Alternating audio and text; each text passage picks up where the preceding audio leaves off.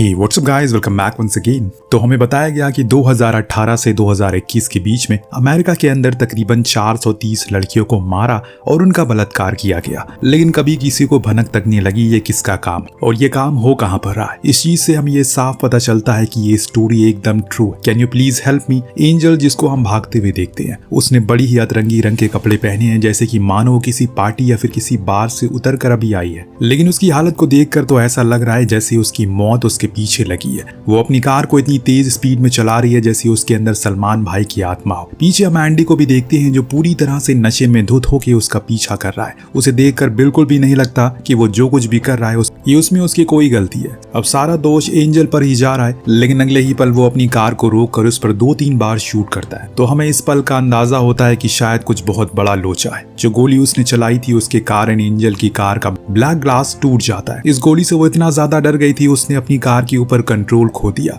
जिसका नतीजा ये हुआ कार आगे जाकर पलट गई। लेकिन अभी रुकिए, वो मरी नहीं है, पर हाँ एंडी तो उसे मारने के पूरे मूड में लग रहा है। उसने फिर से कार को शुरू किया, फुल स्पीड में उसकी तरफ ले जाने लगा, लेकिन अहम समय पर एंजल वहां से दूर हट गई, वरना तो वो उसके ऊपर चढ़ा देता। फिर बाद में बोलता कि कार ड्राइवर चला रहा था। बेचारी एंजल तो जैसे तैसे करके खुद की जान बचा वहां से पास वाले जंगल में भाग गई और तब तक भागती रही जब तक उसे अपने सामने एक हट नहीं दिख गया। जरूर ये किसी कैंपर का होगा, क्योंकि उसमें कुछ खाने पीने के सामान वगैरह थे, जैसे कि एक शराब की बोतल, कुछ सिगरेट और साथ में कुछ मीट के पैकेट। अगले ने सबसे पहले शराब की बोतल उठाई। दरअसल उसके कान पर एक गहरा जख्म हुआ है, जो किसने दिया ये हमें नहीं पता है। हो सकता है कि ये काम उसी बंदे का हो या हो सकता है कि कोई और हो। फिलहाल अभी वो जख्म को आगे ना बढ़ने के लिए उसके ऊपर शराब की बोतल उड़ेल देती है। इससे उसे बहुत ज्यादा दर्द से गुजरना पड़ता है, लेकिन वो इसे चुपचाप बर्दाश्त कर लेती है, क्योंकि अगर हल्की सी आवाज हुई तो मौत सामने आ जाएगी। जब उसे लगा कि अब वो दूर जा चुका है तो उसने वही सिगरेट जलाई और एक लंबा कश मारा। लेकिन कुछ ही देर में उसे समझ आया कि अगर उसने एक और कश मारा तो कैंसर से पहले वो एंडी की गोली से मारी जाएगी,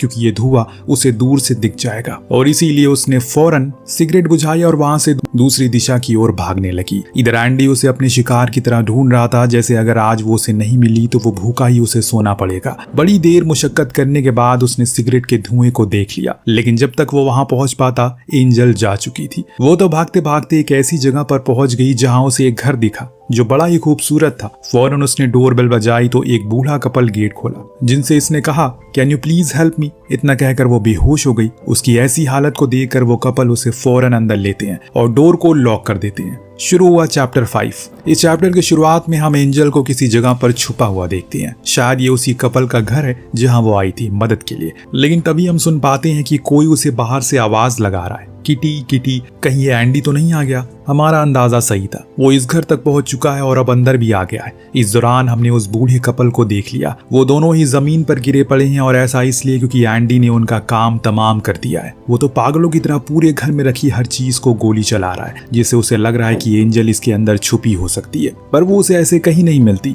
और इसीलिए वो बाहर गार्डन में आ गया। पर यहाँ उसने जब कुछ सामानों को गिरा पड़ा देखा तो समझ गया कि वो कहाँ छुपी है। दरअसल वो सामान फ्रीजर का था, यानी कि वो उसी में छुपी है। वो फौरन अंदर गया और बिना कुछ सोचे समझे 2 बार गोली चला दी, जिससे कि अंदर से जोर की चीख आने लगी। एंडी ने फौरन दरवाजा खोला और अंदर से जख्मी एंजल को बाहर निकाला। अपनी पूरी जान से वो चीख रही थी, शायद कोई उसकी मदद कर दे, लेकिन यहाँ तो मददगार भी ऊपर वाले को प्यारे हो चुके हैं। Chapter 1 mister Snuffle. आपकी इंतजार की घड़ी अब यहाँ समाप्त होती है, क्योंकि इस चैप्टर में अब हम शुरू से शुरुआत देखेंगे। असल में ये सब कुछ चल क्या रहा है। ब्लू स्टार होटल के बाहर आकर एक कार रुकी, जिसके अंदर थी एंडी और एंजल। जी हाँ, वही दोनों जो अभी खून की होली खेल रहे थे कुछ देर पहले। लेकिन यहाँ भी ये प्यार के नशे में चूर। देखने पर साफ पता चलता है कि एंडी एंजल को किसी बार में या फिर क्लब में लेकर आया है। एंजल भी अपनी मर्जी से यहाँ पर आई है। उसका पूरा मन है कि वो उसके साथ इंटीमेट हो, लेकिन वो डर रही है, इसीलिए उस एक बड़ा ही अजीब सा सवाल पूछा, क्या वो कोई सीरियल किलर तो नहीं है। एंडी ने मुस्कुराते हुए कहा कि मेरी शक्ल देखो, क्या तुम्हें लगता है कि मैं ऐसा कुछ करूंगा। इतना कहकर दोनों खूब हंसते हैं और वहीं एक किस हो जाती है इनके बीच, जिसके बाद ये होटल रूम में गए और वहाँ इंटीमेट होने लगे। यहाँ चीज थोड़ी अजीब होती है, जिसे पहली नजर में तो देखकर कुछ भी समझ नहीं आता। धीरे धीरे चीजें समझ में आना शुरू हो गई है। पहले जब ये दोनों इंटीमेट हुए तो एंडी काफी रफ बिहेव करता है, जिससे कि उसे काफी पेन होता है, लेकिन वो रुकने को नहीं कहती। जब कहानी खत्म हुई तो उसने उससे कहा कि क्या वो एक बार ये कर सकते हैं। जब एंडी ने हाँ बोला तो वो उसे मना करने लगी, लेकिन एंडी का मन था तो वो उसे गुस्से में टॉर्चर करने लगता है, यहाँ तक कि वो उसके साथ हाथ पांव भी बांध देता है, बड़ी ही गंदी गंदी गालियां भी देता है, जिससे एंजल रोने लगती है। पर हम यहाँ एंडी के चेहरे पर साफ देख पाते हैं कि वो कितना पत्थर दिल किस्म का इंसान है। इतने में अचानक से एंजल ने बोल दिया, मास्टर स्निफल। ये सुनते ही एंडी रुक गया। दरअसल ये इनका एक कोड वर्ड है जो खुद एंडी ने ही बनाया था, क्योंकि ये सब उसकी एक फेटिश थी, यानी कि ख्वाहिश। जी हाँ, सब कुछ एक ड्रामा है जो कि वो खुद करना चाहती थी, लेकिन अब वो खुद ही रोने लगी है, क्योंकि उसने ये नहीं सोचा था कि एंडी उसे इतना सब कुछ बोल देगा। लेकिन अगले ही पल वो फिर नॉर्मल हो गई। इस दौरान हमने नोटिस किया कि एंडी के सॉक्स में एक बंदूक है। क्या इस बारे में उसे पता है? इन सारी चीजों से एंजल काफी खुश थी, क्योंकि उसे जैसे भी कुछ सोचा था वैसा ही सब कुछ हुआ। लेकिन अब उसे थोड़ा ब्रेक चाहिए। तभी अचानक वो उसे बड़ी अजीब सी निगाहों से देखती है, जैसे अभी उसे मार कर खा जाएगी। यहाँ एक बारी फिर से ट्विस्ट आया। Chapter 4 the mountain people. इसी के साथ चैप्टर की शुरुआत में हम उसी बूढ़े कपल को देखते हैं जिसको हमने चैप्टर 1 में देखा था, जिसने एंजल से मदद मांगी। दोनों ही बड़े मजे से अपनी रिटायरमेंट लाइफ को जी रहे थे। इसके बाद उन्होंने एक पजल भी सॉल्व किया, जिस पर सलमान भाई की तस्वीर थी। क्या आपको भी वही लगा? खैर, अब अचानक उसी समय डोर बेल रिंग होती है। जब ये डोर के पास गए तो वहाँ एंजल खड़ी मिली थी, जिसकी हालत बहुत बेकार थी। उसका कहना है कि कोई आदमी है जो उसका पीछा कर रहा है, अब उसे मारने की फिराक में है, इसीलिए वो उसे अपने घर में छुपा सकते हैं। आदमी ने फौरन अंदर लिया और वही सोफे पर बैठाकर उसकी मरहम पट्टी की, क्योंकि सच में उसकी हालत काफी खराब थी। लेकिन वो उसे बार बार पूछता है कि क्या वो कोई इंसान ही था ना, क्योंकि यहाँ पर काफी बियर्स भी हैं, हो सकता है कि उन्होंने तुम पर हमला किया हो। एंजल पूरी तरह से सुनिश्चित करती है कि हाँ, वो एक इंसान ही था, पर वो कौन है ये भी उसे पता है। इसीलिए उसने उस लेडी से बंदूक मांगी। उसने कहा कि वो जरूर यहाँ के पहाड़ों पर रहते हैं, लेकिन वो यहाँ के निवासी नहीं है, बल्कि कुछ दिन में वापस शहर लौट जाएंगे, इसलिए उनके पास कोई हथियार नहीं है। इसके बाद आदमी उसे ब्रेकफास्ट करवाता है और उस दौरान वो उसे अपने बारे में काफी कुछ बताता भी है, जैसे उसका एक पैर नकली है, वो हॉकी का बहुत बड़ा शौकीन है, लेकिन एक दिन उसी खेल खेलते हुए उसका पैर टूट गया, तब से वो सही से चल नहीं पाता। इस वजह से हमने देखा कि दवाइयां लेने के लिए गई है एंजल के लिए। जब कुछ देर हो गया तो औरत ने कहा कि मैंने पुलिस को फोन कर दिया है, तुम घबराओ मत, वो जल्दी आएंगे। उसे कहने की देरी थी कि इतने में अचानक उसे अपने हस्बैंड की चीख सुनाई दी, जैसे कोई उसे मार रहा हो। वो फौरन नीचे गई और जैसे ही गेट खोला उसके सामने एक ऐसा मंजर था जिसको देखकर उसके पैरों तले जमीन खिसक गई। ये कैसे हो गया? दरअसल यहाँ एंजल ने उस बूढ़े आदमी को मार दिया था, उसके सर पर हथौड़ा घुसाकर, क्योंकि वो ये नहीं चाहता कि पुलिस यहाँ पर आए। पर एक मिनट,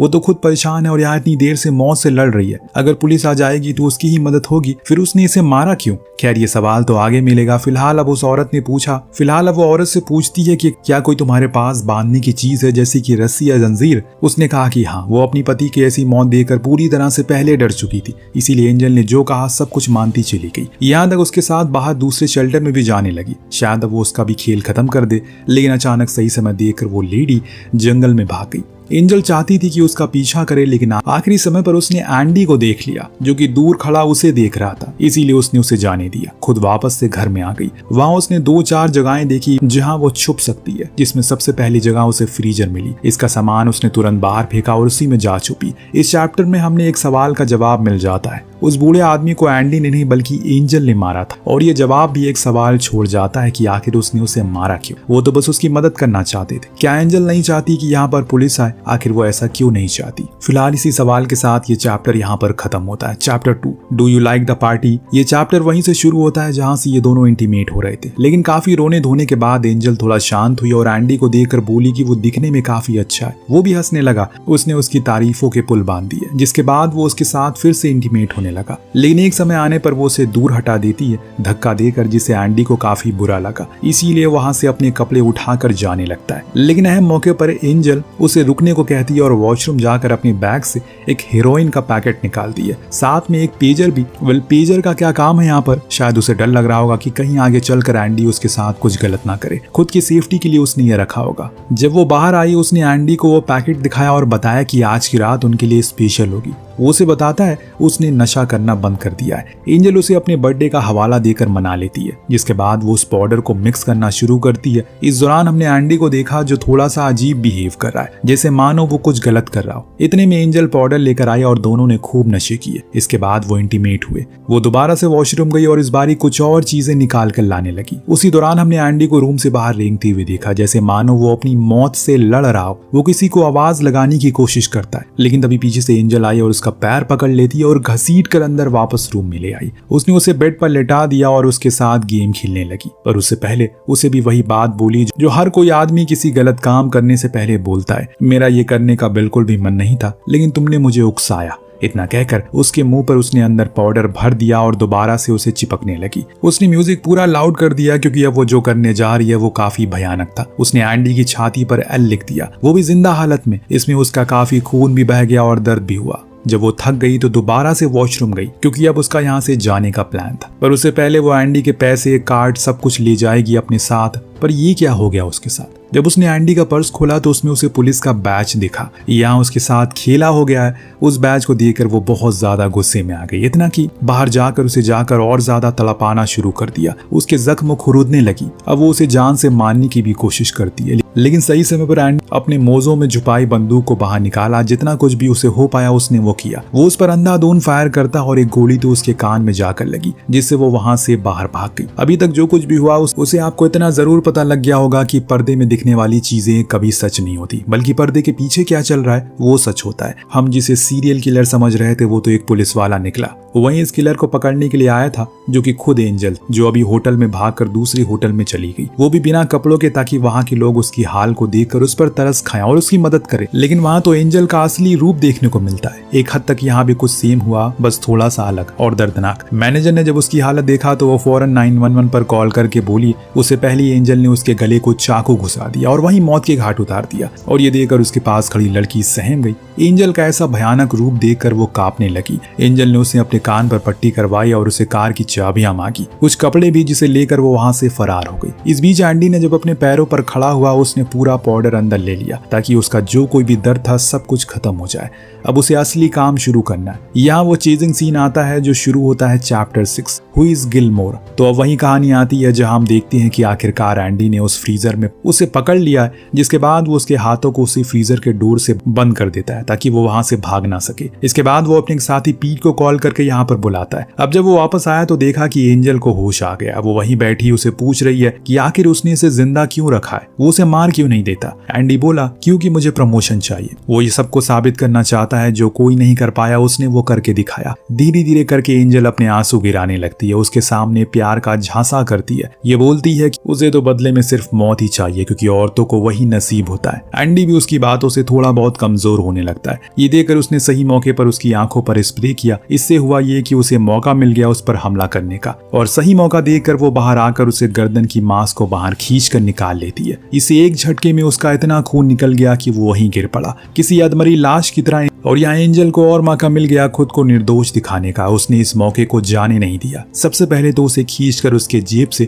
उसकी बंदूक लेती है। फिर जब पीट आया तो वो उसके सामने ऐसे लेटी हुई मिलती है जैसे कि एंडी ने उसके साथ बहुत गलत किया हो। ये देखकर उसके साथ आई लेडी ऑफिसर उसके प्रति सिंपैथी होने लगती है। उसे तो पूरा यकीन होने लगा कि जरूर एंडी ने इस लड़की के साथ कुछ गलत किया होगा। अब किसने ये सब किया टीम आने पर पता लगेगा। पर वो लेडी ऑफिसर तो एंजल को आजाद करने को कह रही है क्योंकि वो उसे मेडिकल के लिए ले जाना चाहती है, लेकिन पीट ऐसा नहीं चाहता। उसका कहना है कि पहले टीम आएगी उसके बाद फैसला होगा। तो यहाँ वो लेडी ऑफिसर अपनी औरत होने का रोना धोना शुरू करती है कि वो एक लड़की है इसीलिए वो उसकी बात नहीं मान रहा है। अगर वो लड़का होता तो उसकी बात मानी जाती। यहाँ वो दोनों लड़कियां ही थी, इसे पीट को हाँ कहना पड़ा। दोनों उसे आजाद कर देते हैं, कार से हॉस्पिटल ले जाने लगते हैं। लेकिन अचानक बीच रास्ते में हम उसी बूढ़ी लेडी को देखते हैं जिसके हस्बैंड को एंजल ने मार डाला था। वो इनसे कहती है कि किसी लड़की ने उसके हस्बैंड को मार दिया है, तभी उसकी नजर पीछे बैठी एंजल पर पड़ी। उसी समय उसने उसे शूट करके खत्म कर दिया। ये देखकर उन दोनों पुलिस वालों की बत्ती गुल हो गई, खासकर उस लेडी ऑफिसर की जो बहुत हमदर्दी दिखा रही थी कि वो लड़की है, ये है, वो है। उसने बताया कि वो इलेक्ट्रिक लेडी है, यानी कि वही सीरियल किलर जिसने अभी वो सारे खून किए हैं। इसका एक ट्रेडमार्क होता है जिसे ये अपने हाथों से मारे जाने वाले लोगों की छाती पर एल लिखती है, जैसे उसने एंडी के चेस्ट पर लिखा था। वो लेडी ऑफिसर को बोली कि वो जंगल में भाग जाए तो उसने ऐसा किया, पर वो बंदूक की नोक पर पीट को कार ड्राइव करने को कहती है। उसने वहीं पर कुछ दूर जाने के बाद कार को रोक दिया। पीट डरते हुए बोला कि मुझे मत मारो। दरअसल इलेक्ट्रिक लेडी का इतना खौफ था, उसका बस सामना होते ही मौत जैसा फील होने लगता है लोगों को। पीट ने उसे पूछा कि आखिर वो लोगों को क्यों मारती है। उसने जवाब में कहा कि कभी कभी उसे लोगों के अंदर उनकी असली परछाई दिख जाती है जो वो छुपाते हैं, और ऐसे लोगों को वो खत्म कर देती है। तभी हमें एक गोली की आवाज आई। पीट का भी खेल खत्म। बाहर आकर उसने एक सिगरेट जलाई, फिर वही बेबसी का खेल खेला जिसे एक लेडी ने उसे लिफ्ट दी। यहाँ भी उसने वही नीच हरकत की और अपनी बंदूक निकाली और उस लेडी को मारने के लिए उसकी तरफ की, लेकिन उससे पहले उस लेडी ने उसे शूट कर दिया, जो देखकर वो खुद शॉक में हो गई कि आखिर ये कैसे हो गया, वो इस बारी पीछे कैसे रह गई।